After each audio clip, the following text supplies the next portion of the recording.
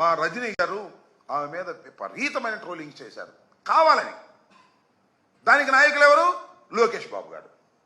లోకేష్ బాబు గారి ఆదేశాలతో ఆమె మీద ట్రోలింగ్ చేస్తే తీసుకెళ్ళి మేము వెళ్ళి పోలీస్ స్టేషన్లో ఆమె వెళ్ళి, అయ్యా నా మీద ఇలా చేస్తున్నారు, సోషల్ మీడియా పేరుతో లోకేష్ గారి నాయకత్వంలో జరుగుతున్నటువంటి ఈ సోషల్ మీడియా ట్రోలింగ్లో జరుగుతోంది, దీని మీద యాక్షన్ తీసుకోమని ఇస్తే ఇంతవరకు లేదండి. ఒక్కళ్ళ పట్టుకు రాలేదండి.